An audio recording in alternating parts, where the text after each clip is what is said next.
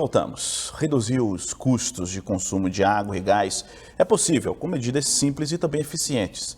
Em residências, empresas, investir em equipamentos mais econômicos ajuda justamente a reduzir o desperdício.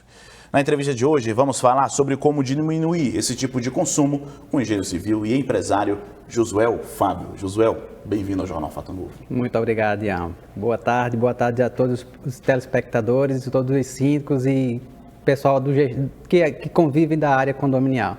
Vamos lá, muito se fala sobre a questão da economia, fecha aqui, ou economiza ali, mas também a tecnologia que pode ajudar nessa economia, não é? Correto. Bem, importante essa questão de redução de custos, principalmente voltada para condomínios, a gente tem que ter noção do problema. Então, a conta de água e a conta de gás, ela passa a ser um problema quando ela excede o valor que é previsto da previsão orçamentária. Então, tendo essas informações, por exemplo, a previsão orçamentária está ali dizendo que cada apartamento tem que contribuir com R$100 para pagar a conta de água. Só que a conta de água, quando chega e é rateada igualmente para todo mundo, essa conta passa de 100, pode chegar a 150, 200, 300, R$500, e agora? De onde é que vem esse dinheiro? Então, esse controle, saber quanto cada apartamento consome, ele é de extrema importância. E aí é lógico, para saber quanto cada um consome, tem que se ter o medidor. E aí é importante a gente citar aqui, nesse contexto, a questão da lei, a lei nacional, federal, a lei 13.312, na qual ela justamente cria a condição necessária que o condomínio tem que ter, que é colocar os medidores para se ter esse controle do consumo. Josuel, a economia ela passa pela questão da prevenção. É saber onde tem vazamento, onde tem um problema, isso daí também tem que ser detectado, né? É de extrema importância o vazamento. E a gente pode dividir, Ian, essa questão em duas. O vazamento de água, inclusive, no vazamento de água, supor que o edifício não é individualizado. Porque quando é individualizado, você sabe onde atuar. Quando não é individualizado, a conta chega, é rateada igualmente e você não sabe onde é que está o problema. Então, o vazamento de água é muito importante o condomínio ter na sua previsão orçamentária as manutenções corretas, que é limpeza de caixa d'água. Quando for fazer a limpeza, verificar o estado da impermeabilização, se não tem trinca, se não tem vazamentos. Isso é uma ação muito necessária para os condomínios ter esse controle. Outra manutenção básica, que é para prevenir vazamentos, principalmente vazamentos ocultos, é na tubulação de incêndio. Às vezes o condomínio faz toda a inspeção e não localiza o vazamento e está na tubulação de incêndio, que geralmente está enterrada. E outro grande problema, que é o seguinte, o condomínio fez a inspeção para localizar o vazamento no reservatório, não achou, fez na tubulação de incêndio, não achou, e aí tem que fazer dentro dos apartamentos. Uma caixa acoplada vazando, ela pode desperdiçar um volume muito significativo que vai refletir na conta. Então, o vazamento de água pode ser feito dessa forma quando não tem a medição individualizada.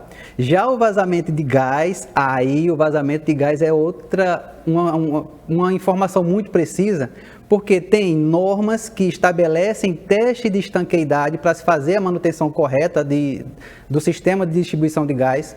Tem norma específica para residências, para condomínios, né, que tem que ser feita a cada 5 anos. Tem outra norma que é específica para se fazer em prédios comerciais ou indústria, que tem que ser feito anualmente. Então, o vazamento de gás, diferente do vazamento de água, quando tem um vazamento numa residência, alguém percebe, alguém sente o cheiro, chama a empresa capacitada e que opera o sistema para identificar.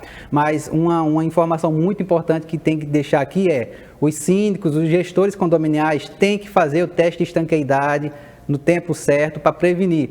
Ele tem que ser feito a cada 5 anos, voltado para os condomínios, mas ele pode ser feito a qualquer momento, caso seja necessário uma intervenção, né? E, inclusive, isso está na própria norma. Josuel, também tem a questão da mudança de comportamento, né? Se não houver essa mudança também, não vai haver nunca a questão da economia, né? Aí a gente fala da educação básica, né? O que a gente vê na escola, de quando é criança, vê no noticiário, vê na TV, questões simples do dia a dia, como lavar, quando for escovar os dentes, desligar a torneira, quando estiver fazendo a limpeza da louça, desligar a torneira também para não ficar desperdiçando água. Então são coisas simples.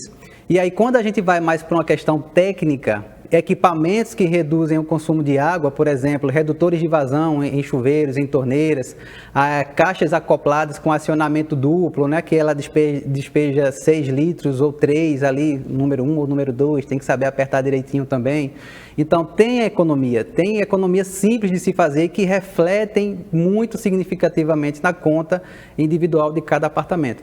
Muito bem, conversamos com Josué, que é engenheiro, trazendo essas informações sobre a questão do desperdício, dor de cabeça para muita gente, pesa no bolso também, depois traz um problema. Quando é de questão de gás, aí que pode trazer problemas maiores, né? Com certeza. É importante a gente frisar na questão do gás, inclusive, recentemente houveram algumas explosões, alguns acidentes com gás, né, provocados por explosões, e se a gente for ver um pouquinho mais anterior, já teve acidentes de a pessoa morrer com asfixia, né, porque se você não tiver o cuidado com o vazamento de gás, o gás lhe mata dessa forma, ou mata por asfixia, você dorme, respira o gás e não percebe e acaba falecendo, ou por uma explosão.